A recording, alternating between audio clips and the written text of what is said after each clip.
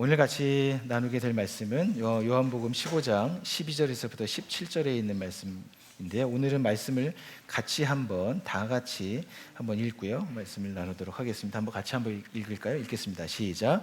내 계명은 이것이다. 내가 너희를 사랑한 것 같이 너희도 서로 사랑하여라. 사람이 자기 친구를 위하여 자기 목숨을 내놓는 것보다 더 큰 사랑은 없다. 내가 너희에게 명한 것을 너희가 행하면 너희는 나의 친구이다. 이제부터는 내가 너희를 종이라고 부르지 않겠다. 종은 그의 주인이 무엇을 하는지 알지 못한다. 나는 너희를 친구라고 불렀다. 내가 아버지에게서 들은 모든 것을 너희에게 알려주었기 때문이다. 너희가 나를 택한 것이 아니라 내가 너희를 택하여 세운 것이다. 그것은 너희가 가서 열매를 맺어 그 열매가 언제나 남아있게 하려는 것이다. 그리하여 너희가 내 이름으로 아버지께 구하는 것은 무엇이든지 다 받게 하려는 것이다. 내가 너희에게 명하는 것은 이것이다. 너희는 서로 사랑하여라. 아멘.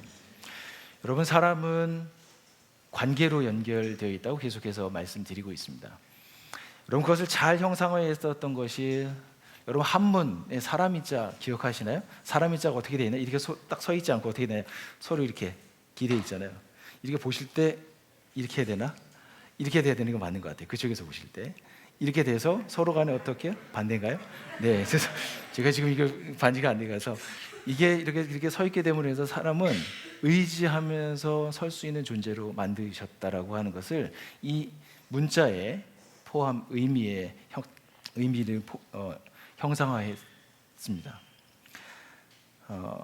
여러분, 우리 모든 사람들은 가장 가까운 사람, 많은 사람이 아니라요, 가장 가까운 사람과 더 친밀해지고 싶고 사랑을 깊이 나누고 싶어 합니다.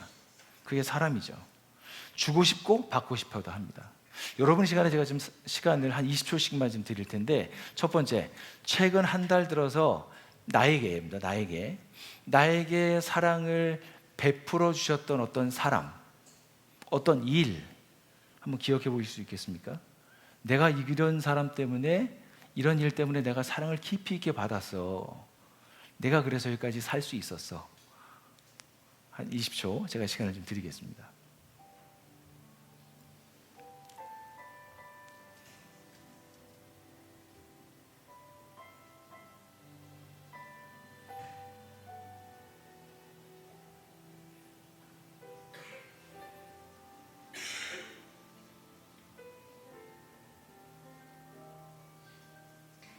네, 음악까지 나오니까 더 생각이 깊이 잠기게 되는 것 같아요. 제가 생각하지 않았던 연출인데 저 뒤에서 알아서 이렇게 해주셔가지고. 또 하나는 최근 한 달 동안 내가 누군가에게 사랑을 베풀어서, 그런 분들이 있지 않습니까? 어떤 대상이 있지 않으세요? 내가 누군가에게 사랑을 베풀었더니 그 사람이 어떤 환경에서 좀 이렇게 잘 회복되었더라. 그것도 한 20초만 잠깐 생각해 보실까요? 잠시 생각하겠습니다.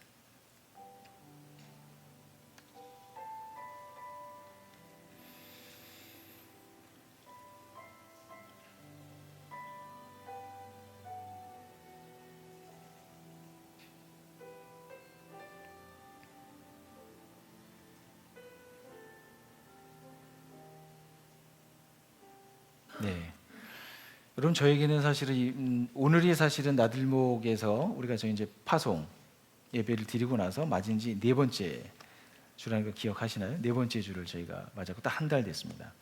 이 한 달 동안 제가 참 여기까지 오기까지 이렇게 순탄하게 온 것 같지만 참 여러 가지 우여곡절이 제 마음에 많았었던 것 같아요. 근데 이럴 때 저를 위해서 저 응원의 메시지를 보내주셨던 몇 분이 기억이 납니다. 제가 그 사랑 때문에, 그 은혜 때문에 제가 여기에 있게 되는 것 같습니다. 그래서 저도 그것을 받았기 때문에 누군가에게 그것도 좀 이렇게 전해주는 역할을 좀 했는데, 그렇기 때문에 이제 그 사람도 또 약간 회복되기도 하고, 오늘 아침에 좀 이제 오면서도 나는 형제에게 좀 통화를 하면서 왔거든요. 좀 몸이 많이 심각하게 안 좋은 형제인데 그 형제한테도 전화를 했더니 그래도 잘 이겨나가고 있고, 지난 몇 주 전보다는 좀 더 나아진 상황으로 좀 되고 있는 것을 보게 됐습니다. 여러분에게 사람들은 이렇게 사랑을 받고요, 또 사랑을 주는 것, 이것이 아주 지극히 당연한 것입니다. 이런 것을 통해서 사람은 사람다워지고요, 사람은 아름다워지는 것 같습니다. 여기 계신 분들이 아마 그 사랑을 받았고 주었기 때문에 오늘 얼굴이 되게 환하신 것 같아요. 지난주보다 다르게. 그런데 우리가 살아가는 세상은 사실 이렇지만은 않다는 데 문제가 있는 것 같습니다. 우리가 살아가는 현실에서는 사실 이 가운데서 그러실 수 있을 것 같아요. 가장 가까이 있는 사람과 더 친밀해지고 더 살면 살수록 완숙미가 나와야 되는데 마음이 안 맞고 삐걱거리고 대화만 하면 뭔가 마음에서 우라가 치밀기도 하고 좀 고쳐주고 싶은데 바로 고쳐줄 수 없어서 마음에 안타까움을 갖고 있는 그런 대상들이 우리에게 있을 때 우리는 마음이 참 답답하고 힘들고 어렵습니다. 심지어 아이들도 조금 크면 아주 어릴 때는 부모의 말에 잘 순종해서 조금 커버리면 내가 할 거야, 내 맘대로 할 거야 라고 하는 자기 중심성이 생겨서 자기가 원하는 대로 뭔가를 움직여 나갈 때 부모들에게는 참 마음에 이 자식이 커서 어떻게 될 것인가 고민하게 되기도 하죠. 그리고 조금 더 크면 부모를 우습게 여기는 것처럼 느껴지는 어떤 그 순간에는 화가 올라오는 것들도 경험한 적이 있는지도 모르시겠습니다. 직장에서 상사와 후임자에게 중간에 껴서 위아래에서 막 치우고 있을 때 나는 어떻게 할지 모르고 그 마음이 힘들고 어려운 과정들을 지나가고 있는 어떤 형제들, 자매들도 우리 속에 있을지 모르겠습니다. 이런저런 이유로 우리에게는 여러 가지 마음 고생과 그런 생각을 하면서 참 막막한 삶을 살고 있지 않은가 생각합니다. 첫 번째 얘기했던 것과 두 번째 얘기했던 것이 정말 약간 어떻게 보면 정반대, 그러나 우리가 일상에서 경험하고 있는 삶이라고 하는 것을 저는 인정할 수밖에 없을 것 같습니다. 그렇다면 이런 일이 우리에게 왜 일어날까? 지금 성경에서 같이 좀 찾아봤으면 좋겠습니다. 첫 번째 제가 함께 나누게 될 말씀은 창세기 말씀인데요. 창세기 1장 27절과 2장 7절에 있는 말씀에는 인간 창조에 대해서 말씀하고 있습니다. 제가 한번 읽겠습니다. 하나님이 당신의 형상대로 사람을 창조하셨으니 곧 하나님의 형상대로 사람을 창조하셨다. 사람이 그들에게 말씀하시기를 생육하고 번성하여 땅에 충만하여라. 땅을 정복하여라. 바다의 고기와 공중의 새와 땅 위에서 살아 움직이는 모든 생물을 다스려라 하셨다. 주 하나님이 땅의 흙으로 사람을 지으시고 그 코에 생명의 기운을 불어넣으시니 사람이 생명체가 되었다. 여러분 1장 27절에 하나님의 형상으로 인간을 만드셨다라고 선언하고 있습니다. 여기 계신 모든 사람들이 한 사람 한 사람들이 누구라고요? 하나님의 형상으로 지음받은 사람입니다 라고 하는 것입니다. 여러분 하나님의 형상으로 지음받았다라고 하는 이 특징은 무엇을 얘기할까요? 여러분 저처럼 눈이 두 개, 코가 하나, 콧구멍은 두 개, 입, 손, 발 이렇게 우리가 가지고 있는 보이는 형상처럼 하나님도 이런 모습을 하셨을까요? 안 하셨을까요? 봤어야 알죠. 근데 저 같은 경우에는 하나님의 형상이 정말 이렇게 제 모습처럼 이런 모습이 비슷하게 있을 거라고 보여집니다. 그 일부분, 극히. 내 안에 하나님의 성품을 따라서 그분이 가지고 있는 성품이 내 안에도 있기도 하고요. 그런데 정말 하나님의 형상으로 지음받았다라고 하는 그 본질은 무엇일까? 생각했어요, 여러분? 잘 기억하십시오. 하나님의 형상으로 지음받았다라고 하는 그 창조의 원리에는 하나님과 인간만이 함께 인격적으로 교제할 수 있는 존재가 되었다라고 하는 뜻입니다. 하나님께서 아담아 부르시면 아담이 네 하나님 고백할 수 있을 정도로 대화를 주고받을 수 있고요. 그 가운데서 따뜻함, 사랑, 인격 그 서로 주고받을 수 있는 관계, 그 뜻이 무엇인지를 알아차려서 그 뜻에 순종할 수 있는 자세가 된 게 바로 아담. 이런 모습들이 상호 교통하는 모습들이 어떻게 해요? 하나님의 형상으로 지음받은 인간만이 가지고 있는 특징이었습니다. 그 인간은 처음에 본질은 흙이었지만 하나님께서 빚으셔서 만드셔서 그 코에 생기를 불어넣으셨을 때 사람에게 뭐가요? 생명이 들어가서 생명체가 되었다고 말씀하고 있습니다. 즉 우리는 흙이나 하나님의 생명이 있는 한 우리는 하나님의 형상으로 지음받은 존재입니다. 여러분 어거스틴이라고 하는 분을 아시나요? 어거스틴은 이렇게 고백록 처음에 1장 1절에 이렇게 얘기했다고 합니다. 우리는 하나님을 위한 존재로 창조되었습니다. 우리의 마음은 하나님 안에서 쉼을 얻기 전까지는 결코 쉼이 없습니다. 다시 한번 말씀드립니다. 우리의 마음은 하나님 안에서 쉼을 얻기 전까지는 결코 쉼이 없습니다 라고 하는 것입니다. 여러분, 어거스틴은 참 방탕하게 살았던 사람이었습니다. 그의 어머니의 속을 참 많이 썩였던 사람이었습니다. 그런데 그가 로마서를 읽고 나서 하나님의 사랑을 깨닫고 난 다음에 이러한 고백을 하고요, 이 고백록을 기록해서 많은 사람들에게 하나님을 믿는 것에 대한 놀라운 가치들을, 놀라운 은혜들을 우리에게 고백해 주고 있습니다. 여러분, 인생에서 진정한 쉼과 안식은 나를 지으신 참 하나님과 깊이 연결될 때 가능합니다. 그것이 연합이고요, 하나됨이고, 그것이 인간의 원형의 모습입니다. 인간의 원형의 삶의 회복은 그래서 가장 궁극적인 인생의 목적이 무엇이냐면 그 하나님의 형상을 회복하는 데 있습니다. 거기에 인간의 행복이, 가장 원초적인 행복이 그 가운데 있기 때문입니다. 이것이 진정한 삶입니다. 참 인간다움을 경험하는 그 원천이 하나님의 형상을 회복하는 데 있습니다.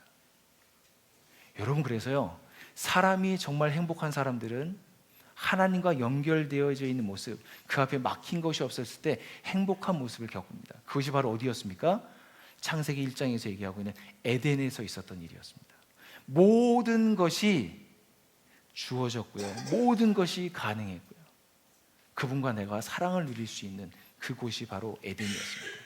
사실은 어쩌면 인간은 인간의 행복을 원하는 그 근원적인 욕구는 에덴에 대한 그리움이 아닐까 생각을 하게 됩니다. 그런데 인간은 그 하나님 안에서 완벽하게 주어졌던 그것과 결별하기로 작정을 합니다.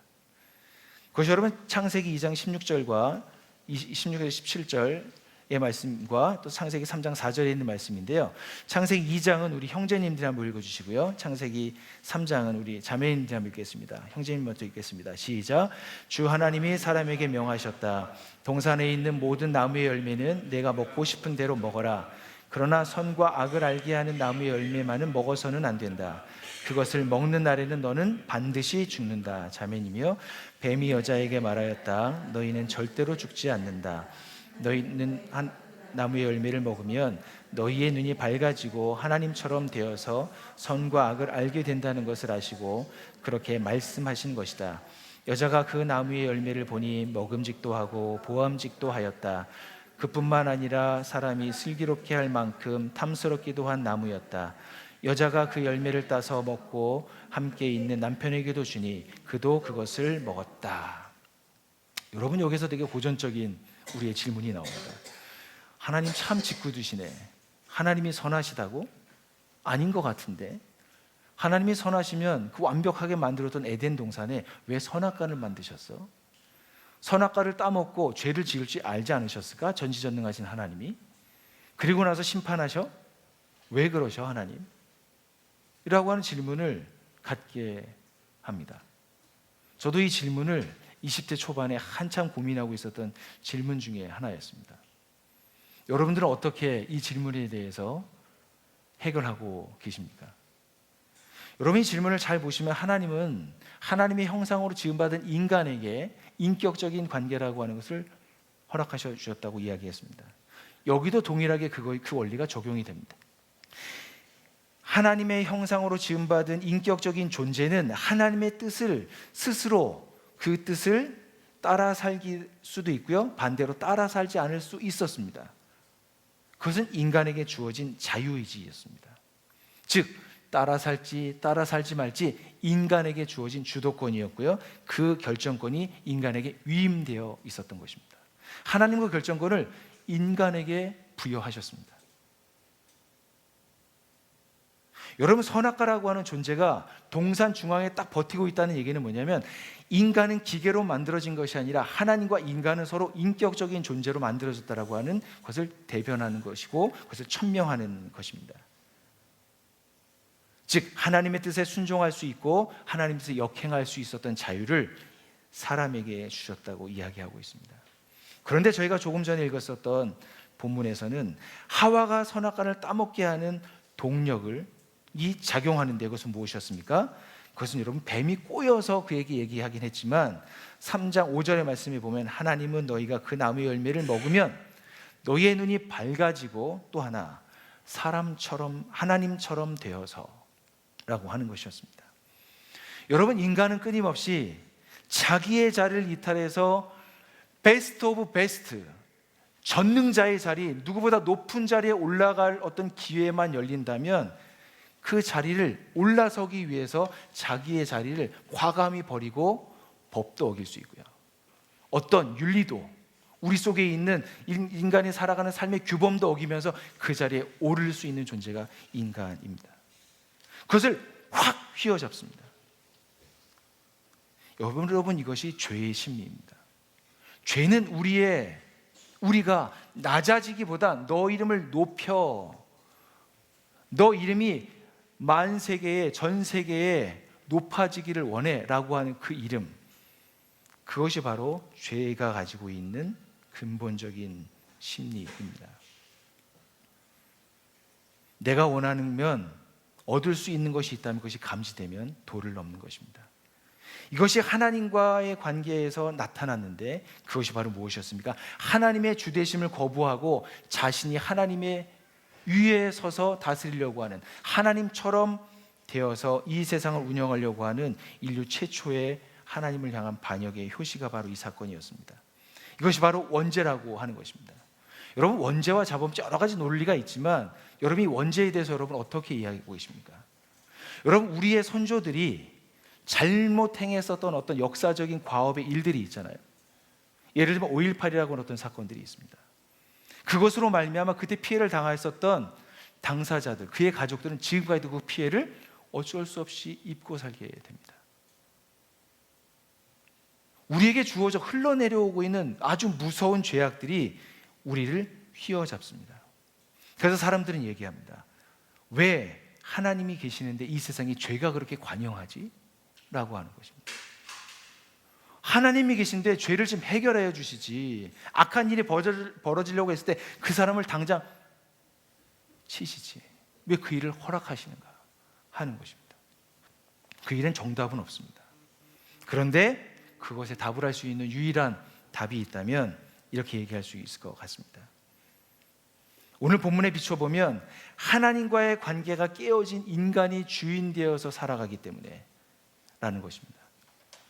이 세상의 모든 주인이 저일 뿐만 아니라 여기 있는 모든 한 분 한 분들이 다 주인이기 때문에 서로 협력하고 하나 되는 것은 없는 것이죠. 자기의 욕망을 채우기 위해 바쁜 삶을 사는 것입니다. 자기 소견에 옳은 대로 행하는 것, 그것이 더욱 극대화되는 것이 지금 문명이 발달한 세상에서 더 많은 것들을 갖지 못해서 안달하고 있는 이 세상의 삶이 아닌가 생각하게 됩니다. 그래서 하나님과 깨어진 관계에 있는 인간에게 주어진 결과는 무엇이었습니까? 그것은 하나님과 원수가 되는 것이었습니다. 골로새서 1장 21절에 있는 말씀을 제가 한번 읽겠습니다.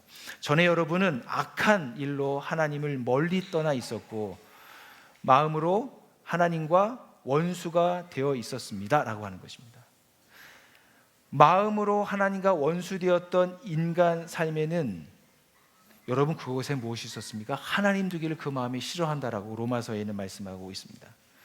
여러분, 인간이 타락해서 하나님과 원수가 되었을 때 나타났던 현상은 무엇이었냐면 심리적으로 인간인, 즉 여자와 뱀, 인간은 원수가 되었습니다. 두려운 존재가 되었습니다. 육체적으로는 여성은 출산을 하고 육아를 하고 자라가게 하는 해산의 수고와 육아의 수고를 해야 됐고요. 남성들은 땀을 흘리면서 이 땅에서 벌어먹고 살아야 됐습니다. 그런데 여러분, 자연은 어떨까요? 여러분, 요즘에 6월달 되게 자연이 되게 좋은 것 같아요. 특별히 제가 서울에 있었을 때보다 이 양평에 내려와서 보는 자연은 컬러가 다른 것 같아요. 색깔이 다릅니다. 뭔가 하나가 이렇게 벗겨진 것 같아요, 느낌에. 너무 선명하고 너무 좋습니다. 그런데 여러분, 자연도 망가졌는데 그것을 어디서 볼 수 있습니까? 에덴에서의 자연은 어떤 곳이었습니까? 사자와 어린 양이 함께 뛰어놀았습니다. 어린이가 독사굴에 손을 넣는 곳이었습니다. 그런데 이 땅은 타락한 후에 먹이 사슬이 존재하는 세상으로 바뀌어버렸습니다.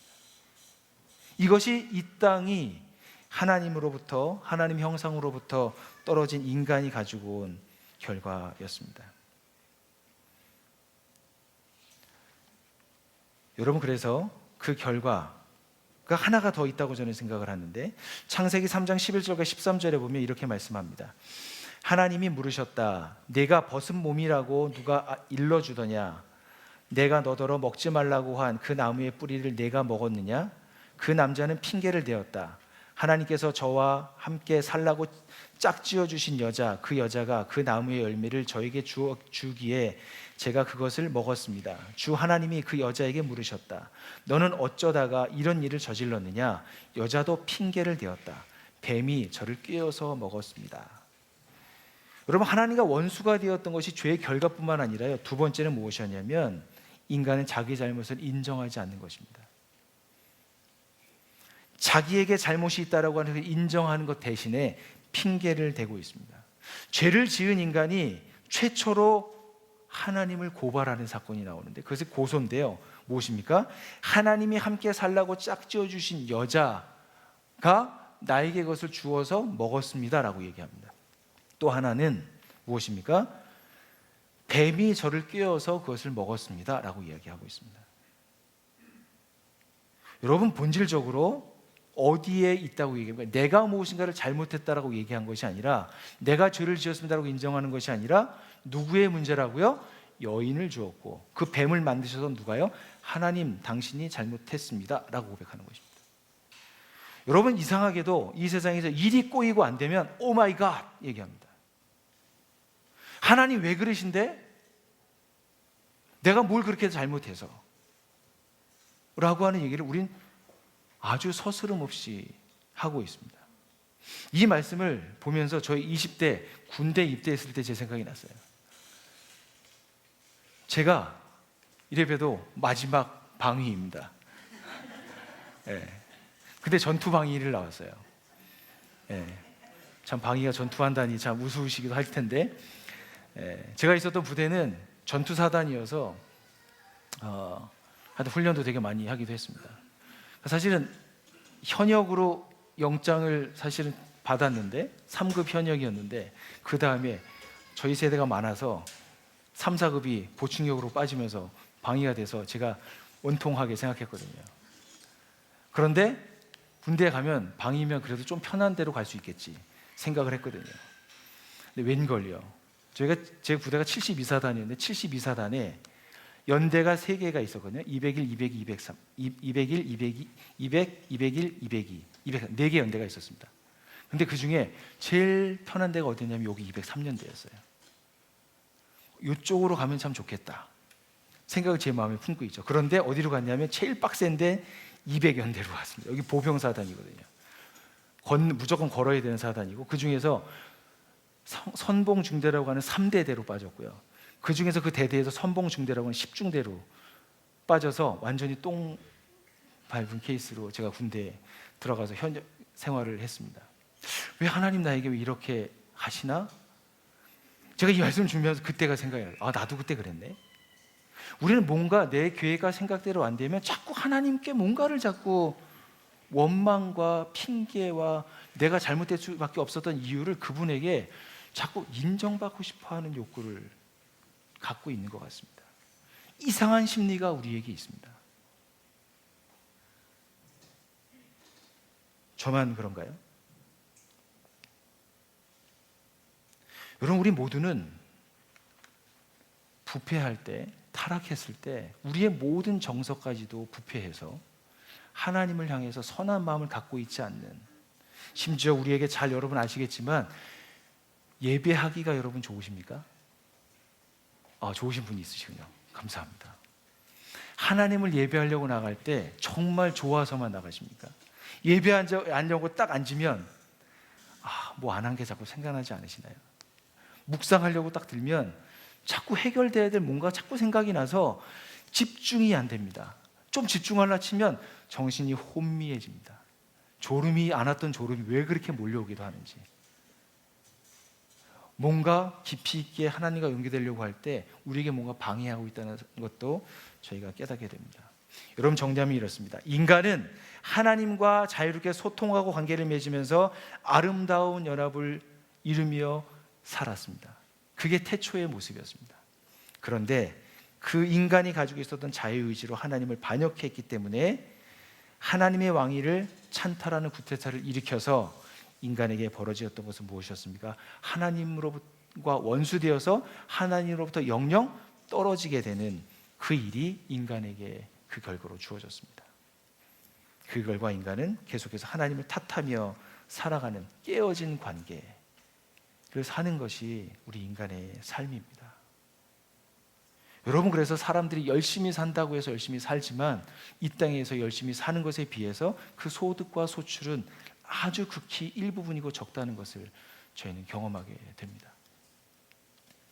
이러한 세상에서 하나님은 인간들을 그냥 내버려 두기를 원하지 않으셔서 하나님께서 새로운 관계를 맺기를 시작하셨습니다. 여러분, 오늘 본문의 요한복음 15장 12절과 13절에 있는 말씀을 같이 한번 읽겠습니다. 시작. 내 계명은 이것이다. 내가 너희를 사랑한 것과 같이 너희도 서로 사랑하여라. 사람이 자기 친구를 위하여 자기 목숨을 내놓는 것보다 더 큰 사랑은 없다. 여러분, 예수님께서 말씀하셨습니다. 계명은 다른 것이 아니라 뭐라고요? 사랑하는 것이다. 서로 사랑하는 것이다 라고 합니다. 여기서 계명은 여러분 단수 표현입니다. 하나를 얘기하는 것입니다. 사랑, 그것 행하는 것이 계명이라고 이야기하고 있습니다. 여러분, 이 말씀을 하고 있을 때 여러분, 이것은 단순하게 예수님께서 계명을 지키면서 사랑해라라고 하는 얘기만 하신 것이 아니라 예수님께서는 그에 따른 대가를 지불하시기를 준비하고 계셨습니다. 여러분, 요한복음 15장 지금 읽고 있는 저희 이 본문은 예수님의 마지막 고별 설교인 것을 제가 잘 기억해야 됩니다. 잠시 후면 예수님은 십자가를 지시고 가셔야 되기 때문에 누구보다도 예수님은 사랑을 받아야 될 존재셨습니다. 위로가 필요한 존재셨습니다. 예수님도 인간이셨기 때문에요. 그런데 그 예수님이 제자들을 향해서 내 계명을 지켜라. 내가 너희를 사랑한다. 너희가 서로 사랑해라. 이렇게 말씀하고 있습니다. 예수님은 희생의 대가를 지불하시면서 사셨습니다. 여러분, 그 희생의 대가는 이 땅에서 하실 때 있는 자들과 살지 않으셨고, 예수님은 소외된 사람들, 버려진 사람들, 고아와 과부와 함께 사셨습니다. 왜냐하면 그 사람들이야말로 이 땅에서 고통당하는, 죄로 인해서 고통당하고 있는 아주 저 밑바닥에 있는 사람들이었기 때문이었습니다. 사실은 그 사람들을 찾아가셨던 이유는 그 사람들은 예수님이 주셨던 그 사랑을 그들은 받아들였기 때문이었습니다. 그래서 계속해서 예수님 그분들을 만나셨습니다. 반대로 기득권층에 있었던 제사장들과 정치인들, 힘 있는 사람들, 부자들을 만나서 그들에게 똑같이 하나님의 사랑을 전하였지만 그들은 받지 않았습니다. 그들은 자신들이 행하고 있는 것이 전부여서 율법과 그것을 이루는 것에 빠져 있어서 약속된 하나님이 이 땅에 오셨는데도 불구하고 그분을 알아보지 못하는 눈뜬 장님이었습니다. 세상에 부유했던 사람들, 자기 권력에 부유하고 취했던 사람들은 이 땅에 왔던 메시아를 볼 수가 없었습니다. 그 사람들에게는 예수님의 사랑은 한낱 여러 가지 중에 아주 저 하위 수위에 있는 것 중에 하나였을지도 모르겠습니다. 여러분, 예수님이 주셨던 사랑에는 우리가 이 세상에 살아가면서 그 사랑의 대가를 지불하는 경우가 있습니다. 그것은 시간과 에너지와 돈, 다양한 등등의 우리의 마음씀과 애씀이 그 가운데 들어갑니다.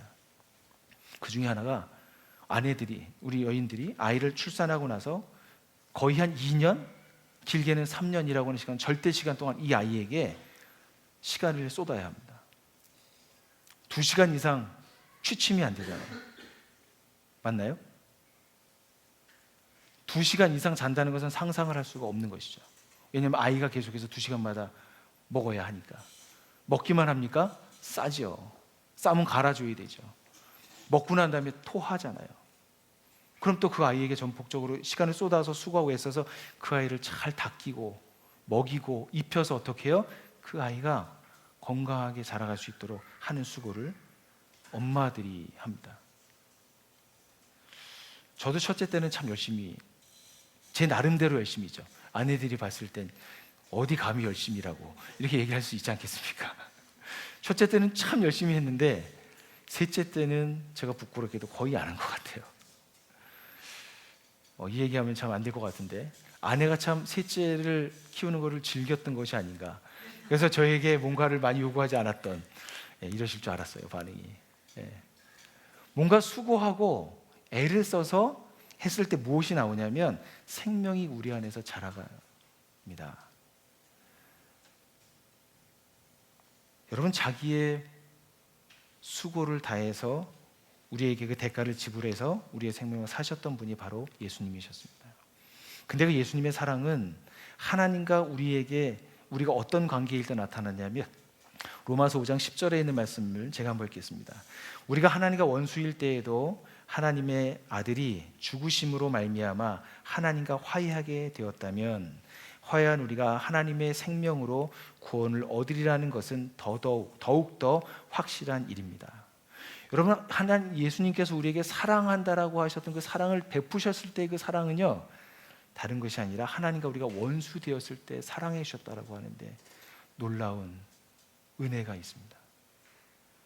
화해의 제스처를 뭔가 취해간 어떤 무드 속에서 나타나는 것이 아니라 하나님을 거부하고 거절하고 자기 마음대로 살았던 그 사람들을 향해서 예수께서 자기를 내어주셨다고 말씀합니다. 그래서 예수님께서는 화목제물이 되어주셨습니다.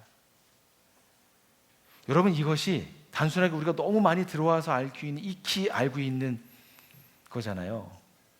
그런데 여러분, 이 진리가 정말 곰곰이 묵상하면서 생각하면서 이것이 우리 마음에 와닿는 밀도와 심오함이 깊어지면 깊어질수록 우리는 이곳에서부터 나오는 놀라운 자유를 얻게 됩니다. 하나님의 사랑을 경험한 사람들이 이 세상의 사랑에 목마르지 않을 수 있습니다. 여러분, 두 번째로 이 관계가 회복되는 과정인데요, 그것은 바로 어떤 관계냐면 그것은 정체성이 변화되는 것입니다. 여러분, 요한복음 13장 4절과 5절에 이렇게 말씀합니다. 잡수시던 자리에서 일어나서 겉옷을 벗고 수건을 가져다가 허리에 두르셨다. 그리고 대야에 물을 담아다가 제자들의 발을 씻기시고 그 두른 수건으로 닦아주셨다 라고 말씀합니다. 여러분, 당시 유대법에는요, 같은 유대인들끼리 상전이 있고 종이 있거든요. 근데 같은 유대인들끼리는 아무리 종이라고 얘기해도 상전이 종에게 발을 씻기라고 할 수가 없었다고 합니다. 왜 그랬을까요? 발을 씻기는 것은 아주 하찮은 일이었거든요. 하나님의 백성, 즉 이 땅에 살 때 상전이 있고 종이 있는 것이지 하나님께는 그 모두가 하나님의 자녀이고 하나님의 백성이었습니다. 그래서 발을 씻기는 것은 수치이고 치욕이었던 것이었습니다. 그런데 그 일을 예수님께서 자원함으로 제자들의 발을 씻기고 계신 예수님의 모습을 봅니다. 그 당시의 불문율을 예수님께서는 과감하게 깨고 계시는 것입니다. 인간이 사랑할 수 있는 사랑의 정도를 뛰어넘어서 어떻게 발을 씻긴다는 얘기는 무엇입니까? 내가 죽을 것이다, 내가 십자가에 죽을 것이다 라고 하는 것을 발을 씻기는 사건들을 통해서 제자들을 씻기시고 계시는, 죄를 앞으로 씻어주시겠다라고 하시는 그 언약을 오늘 본문을 통해서 말씀하고 있습니다. 여러분, 예수님과의 사귐이 깊어지고 그 우정의 관계가 깊어지면요, 이 땅의 삶의 많은 부분들 자유로워질 수가 있습니다. 더 나은 도시, 내가 이루게 될 그 본향을 향한 소망이 더 깊어지게 되어서요, 이 땅에서 일어나고 있는 것에 대해서 그렇게 많은 부분들을 마음을 쓰거나 그때마다 불안해하거나 두려워하거나 하는 일이 우리 가운데 점점점 줄어들게 됩니다. 그래서 이 땅의 삶을 살 때 정말 그리스도인들은 하나님의 사랑을 온전히 받아들인 사람들의 삶에는 어떤 특징이 있냐면 이 땅의 삶에 살아갈 때 넉넉하게 됩니다. 공격은 있습니다. 두렵게 하는 일이 있습니다. 불편한 것들이 있습니다. 그러나 동시에 우리 안에 든든한 하나님의 나라에 대한 소망이 우리에게 있어서 우리는 흔들리지 않습니다. 이렇게 흔들리다가도 다시 바로 설 수가 있습니다. 하나님께서 우리를 얼마나 사랑해 주셨는지 요한일서 3장 1절에는 이렇게 말씀하고 있습니다. 우리 여러분 같이 한번 읽어볼까요? 시작. 아버지께서 우리에게 얼마나 큰 사랑을 베푸셨는지를 생각해 보십시오. 하나님께서 우리를 자기의 자녀라고 일컬어 주셨으니 우리는 하나님의 자녀입니다. 세상이 우리를 알지 못하는 까닭은 하나님을 알지 못하기 때문입니다. 아멘. 여러분은 하나님의 사랑을 받을 자격이 있다고 생각하십니까? 저는 여러분 이 자리에 서서 설교를 여러분들에게 할 수 있을 자격이 있다고 생각하십니까? 여러분들이 모르는 제 모습을 제가 잘 알고요. 하나님이 그 속까지 아시겠죠. 그런 저를 보면 이 자리에 서서 여러분들 앞에서 저렇게 감히 하나님의 말씀을 한다는 게 자체가 저에게는 상상할 수도 없는 일입니다. 그런데 할 수 있는 이유 중에 하나는 내가 하나님의 자녀가 되었다라고 하는 사실 때문에 가능합니다. 여러분들이 정말 하나님의 자녀이십니까? 하나님의 자녀가 정말 되기를 원하십니까? 여러분, 하나님의 자녀가 되신 사람들에게는 하나님을 만나는 특권을 갖게 됩니다. 하나님을 만난 사람들은요, 이 세상으로부터 정말 넉넉한, 의연한 모습들을 우리에게 보여주고 삽니다. 여러분 주변에 여러분 그런 분들 한번 생각해 보십시오. 저 사람 좀 닮고 싶다. 나도 저 사람처럼 저 나이가 되면 저렇게 될 수 있을까? 하는 그런 모델들이 한 분씩 있지 않으십니까? 여러분 없다면 그런 분들 한번 찾아보십시오. 여러분, 저는 하나님의 사랑을 너무나도 크게 많이 받았습니다. 고와 같은. 가끔 이런 생각을 해봐요. 제가 하나님을 믿지 않았으면 이 세상에서 아이들을 낳고 키우는 게 얼마나 불안하게 살까. 제가 아이들을 이 세상에 있는 교육을 다 시키고 못하고 살거든요. 아이 하나 키우는 것부터 시작해서 아내와 저의 관계에 하나님을 내가 몰랐다면 아내와 저 사이에 얼마나 내 중심성이 아내를 얼마나 더 힘들게 했을까. 우리는 몇 번이라도 크게 싸워서 어려운 상황이 일어났었겠다. 정말 그냥 솔직하게 그냥 저희 안에서 갖게 되는 그런 고백입니다. 그런데 다행히 제가 하나님의 자녀라고 하는 그 하나님으로부터 사랑을 부여받았기 때문에 제가 이 자리에 있습니다. 여러분들이 이 자리에 함께 있을 수 있는 이유가 여러분 그 기초가 바로 하나님의 사랑에 있습니다. 자기 자신에게 한번 말해주세요. 하나님이 너를 사랑하신대. 이름 한번 불러서 얘기해 보실까요? 다 같이 시작. 하나님이 경수를 사랑하신대. 자기 자신을 사랑하시는 하나님을 여러분 받아들이십시오.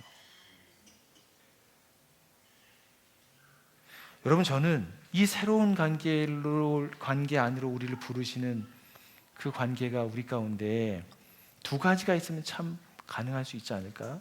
이 말씀을 보면서 함께 생각했는데요. 여러분에게 그 두 가지를 좀 나누도록 하겠습니다. 첫 번째는 자신이 쓰고 있는 거짓 가면을 벗어라 하는 것입니다. 여러분, 가면 무도회 사실은 한국에서는 가면 무도회에 참여할 이유가 없죠. 근데 요즘에는 할로윈데이, 발음이 이렇게 안 될까요? 오늘 이상하게 발음이 잘 안 되네요. 할로윈데이가 있는데 거기가 이렇게 쓰고 다 가잖아요. 가면 무도회 갈 때 자기가 원하는 자기의 가면을 쓰고 복장을 하고 가게 되지 않습니까? 가면 무도회 하는 동안 보여주고 싶은 자기로 사람들과의 관계를, 거기 있는 사람과 관계를 맺습니다. 그러나 가면 무도회가 끝나는 순간 가면을 벗어야 하고요, 옷을 벗어야 하고요, 진짜 자기의 모습으로 돌아오게 됩니다. 사람들은 이 무도회처럼 살고 싶어하는 게 인간이 가지고 있는 소망인 것 같습니다. 언제나 축제처럼 살고 싶어하는 것 같습니다.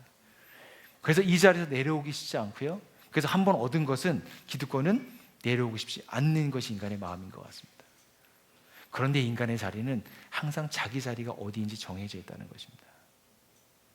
그 자리에서 인간이 참된 자기 자신을 성찰하지 않게 되면 참 어려움을 겪게 됩니다. 여러분, 사람은 이 예레미야서 17장 9절에 보면 이렇게 말씀합니다. 만물보다 더 거짓되고 아주 썩은 것은 인간의 마음이니 누가 그 속을 알 수 있습니까? 라고 말씀합니다. 여러분, 솔직히 관계를 맺을 때 잘 못 맺는다라고 자기 자신을 스스로 인정하는 게 필요하지 않을까 생각합니다. 이게 가면이거든요. 난 괜찮은 사람이야. 괜찮아. 제가 이렇게 여기 이렇게 우리가 옷을 근사하게 입고 우리가 있으니까 여기 있으니까 괜찮아 보이고 하지만, 그러나 우리 자신의 속을 보면, 우리 마음 속을 들여다봤을 땐 참 부패하고 썩어 있는 곳이 그곳이 아닌가 하지 않습니까? 그래서 그 속을 누군가가 알까봐 참 두렵습니다. 그래서 포장하는 것이거든요. 그래서 긴장된 만남을 갖습니다. 긴장을 늦춰야 되는 관계 속에서 긴장이 자꾸 되는 만남이 있고요. 그래서 긴장이 계속되다 보니 정신 건강이 좋지 않는 그런 상황이 계속해서 연출되기도 합니다. 여러분, 우리를 정직히 들여다보면 우리는 자기 자신의 추함과 거짓된 모습에 스스로 놀랄 때가 참 많이 있는 것 같습니다. 여러분, 제가 오늘은 되게 좀 어려운 말씀을 드리는 것 같아요. 그런데 우리 인간이, 하나님은 우리를 반창고 같은 것들을 붙여서 그냥 나를 정도로 하는 게 아니고요, 근본적인 것들을 우리 가운데 보여주셔서 그것을 해결하여 주시겠다는 분이 누구시냐면 하나님이십니다. 그래서 우리는 그 근원으로 들어가서 진짜 하나님을 만나야 합니다. 가짜 하나님 말고요, 하나님을 대체하는 대용물 말고 진짜 나의 근원적인 부분들을 해결하여 주시는 그분이 진짜 하나님인데, 그분을 우리가 인정하고 받아들일 때 우리에게는 진정한 자유가, 그 부르심에 응답할 수 있는 은혜가 우리에게 있습니다. 진짜 속을 들춰 보일 수 있는 관계, 그러한 가정교회. 여러분, 저희 가정교회에서 그런 것들 연습을 참 많이 하는 것 같습니다. 우리 목자님들이 그런 것을 넘어서고 목자님들이 여기까지 오셨거든요. 정말 이게 가정교회에서 같이 관계를 하다 보면 이상하게 어느 순간에 보면 이 신혼기에서 혐오기가 올 때가 있어요. 혐오기가 올 때는 상당히 힘들고 어렵습니다. 특별히 가정교회 가면 기싸움 할 때가 있기도 합니다. 목자와. 이상해요, 사람은. 딱 주도권을 딱 주고 싶지 않은 마음이 있거든요. 근데 그런 모든 것이 그 혐오기를 넘어가면서 사람이 완숙해지고요, 성숙해지고요, 관계도 커가고요, 가정교회도 더 온전해져가는 것들을 경험하게 됩니다. 여러분, 그런 일이 왔을 때 피하지 마십시오. 도망가지 마십시오. 그때는 버티십시오. 그리고 그것이 더 나을 수 있도록 그것을 붙들고 인내하십시오. 그렇게 되면, 때가 되면 회복이 됩니다. 여러분, 마지막 두 번째는 사랑의 원천이신 하나님께 기도하라고 하는 것입니다. 제가 15장 16절 같이 한번 읽겠습니다. 여러분도 같이 한번 읽을까요? 이 말씀 마지막인데, 시작. 너희가 나를 택한 것이 아니라 내가 너희를 택하여 세운 것이다. 그것은 너희가 가서 열매를 맺어 그 열매가 언제나 남아있게 하려는 것이다. 그리하여 너희가 내 이름으로 아버지께 구하는 것은 무엇인지 다 받게 하려는 것이다. 아멘. 여러분, 하나님과의 관계가 회복되고 관계가 시작된다면 그 관계는 계속해서 깊어져야 되는데요, 그것은 그 관계를 갖고 갈 때 그렇게 됩니다. 여러분, 하나님과의 관계를 갖고 가는 것의 가장 최상의 방법이, 여러분, 다른 것이 아니라 그분과 소통하는 것이거든요. 그분과 소통하는 비결이 무엇이냐면 기도입니다. 그런데 여러분, 기도는 내가 원하는 것을 하나님께 요청해서 내가 원하는 것을 달라고 하는 게 아니고요, 기도는 그 대상이 중요합니다. 그래서 여러분, 이 본문에 보면 그리하여 너희가 내 이름으로 아버지께 구하는 것은 이라고 합니다. 내 이름, 예수님의 이름에 포함되어 있는 그분이 어떤 일을 하셨는지, 그분은 어떤 성품을 갖고 계신지, 그분은 어떤 일을 하길 원하시는지 라고 하는 그 예수님에 대한 이해, 그분에서 알고 있을 때 그것이 깊어지면 깊어질수록 어떻게 해요? 그분과 기도가 깊어지는 관계로 들어갑니다. 매번 똑같은 기도를 읊조리는 게 아니고요. 그 예수님을 알게 되면, 여러분 히브리서 요즘에 묵상하고 있는데, 그분은 십자가의 고통을 순종하심으로 하나님의 뜻을 이루셨다라고는 말씀이 나옵니다. 여러분, 예수님 편에서 우리는 십자가가 우리에게 은혜이지만, 예수님 편에서는 짊어져야 될 엄청난 무게의 짐이셨습니다. 근데 그 짐을 짊어지시는 그 예수님의 그 무게의 짐에 대한 이해가 깊어진다면 우리의 기도는 바뀌어지겠죠. 예수님의 짐과 내 짐이 비교가 되겠죠. 우리는 그래서 달라집니다. 인격이 달라집니다. 여러분, 그래서 기도에 정말 중요한 것은 예수 그리스도의 이름입니다. 그래서 우리가 가장 마지막에 예수님의 이름으로 기도합니다. 하나님의 뜻을 구합니다라고 하는 뜻이거든요. 그 뜻이 그분의 뜻대로 되기를 원합니다라고 하는 것입니다. 여러분, 저는 사역을 이렇게 쭉 해오면서 기도에 대해서 참 많은 부분들이 있어요. 여러 가지 기도가 있는데 그 중에 저는 두 가지 기도를 참 잘 배웠고 또 그것들을 같이 나눴고 또 그것을 합니다. 나들목 교회 이제 목교회에 있을 때 목자님들이 같이 있을 때 목자님들이 한 60개월, 5년을 사역을 하면 재충전하는 시간을 6개월을 드렸어요. 그때 이제 목자님들 중에 특별히 원하시는 분들을 한해서, 그리고 또 이제 목자이긴 하지만 목자는 이제 사역을 하시지만 그래도 리트릿이 필요하신 분들을 모아서 한 10분에서 많게는 한 15분 되는 분들과 함께 필그림 하우스라고 하는 그곳에 가서 이제 같이 리트릿을 했던 기억이 있거든요. 여러 번 그런 기억이 있습니다. 그때마다 다른 무엇을 하는 것보다 그냥 우리가 같이 기도했으면 좋겠다. 그래서 그때 했던 기도가, 첫 번째 기도가 뭐냐면, 하나님과 나와의 친밀한 관계를 다시 한번 점검하고 그 관계를 다시 한번 깊이 있게 하는 무슨 기도였냐면 사귐의 기도를 했습니다. 로마서 8장 한 장을 1시간 반 정도 쭉 계속해서 읽고 묵상하는 가운데 그분과 나는 어떤 관계에 있는지, 사역하느라고 제가 하나님과 관계가 멀어진 것은 아닌지, 누군가는 막 회복이 되고 있는데 나는 그 하나에서 회복이 되고 있었는지, 이런 자기를 하나님 앞에서 돌아보게 되는 사귐의 기도가 있었고요. 또 하나는 그렇게 기도하고 나서 흩어지고 난 다음에 다시 모여서 그 얘기를 같이 나눴거든요. 나눌 때 우리 안에 놀라운 일들이 일어납니다.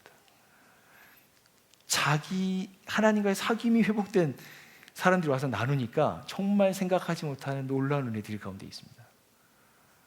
두 번째는 어떤 게 있냐면, 그리고 나서 또 흩어져서 가정교회를 위해서 기도하고, 우리가 중보해야 될 여러 가지들이 있잖아요. 중보해야 될 것들을 중보하고 다시 와서 또 회복을 나누게 됩니다. 그 이야기를 나누게 놀랍게 또 은혜들이 우리에게 있습니다. 여러분, 기도할 때요, 사람들이 열립니다. 여러분, 기도를 단순하게 생각하지 마십시오. 그냥 밥 먹기 전에 하는 거 기도, 식기도. 기도는 놀랍게 하나님과 연결될 수 있는 통로입니다. 기도 속에 비밀이 있습니다. 하나님이 너의 친구가 되었다라고 하는 음성이 기도할 때 들려옵니다. 여러분, 기도하는 사람들은, 기도하는 백성은 그래서 망하지 않는다라고 하는 시도 있지 않습니까?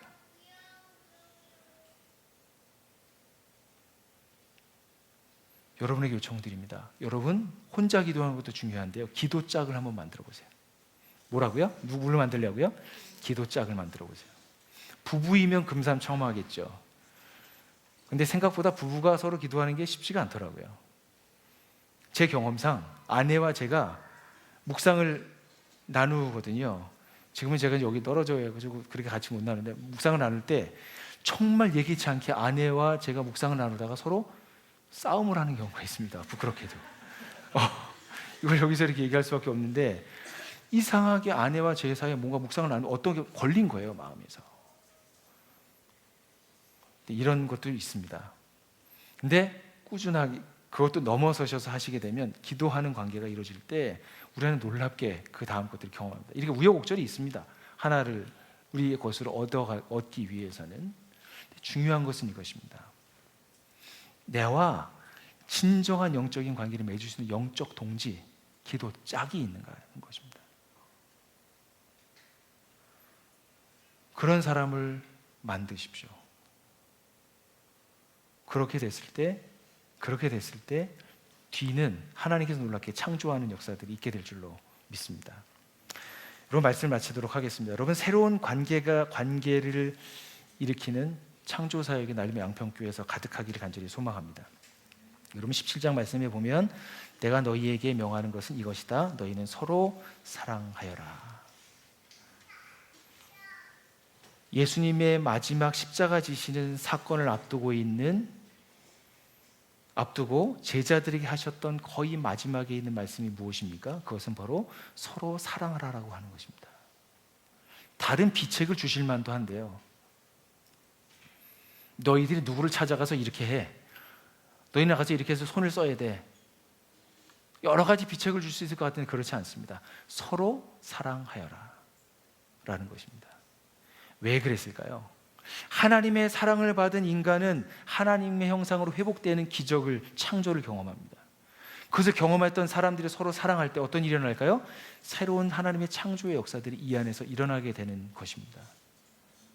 서로 사랑하는 관계, 서로 배려하고 서로를 기다려주고 믿어주는 관계, 그런 관계들을 통해서 우리 나들모 양평교회 안에서 그런 것이 충분히 누려지고 또 오는 손님들과 우리 지역에 있는 이웃들에게 그렇게 하나님의 사랑을 흘려서 하나님의 창조 사역이 양평 땅에도 가득하게 되기를 간절히 소망합니다.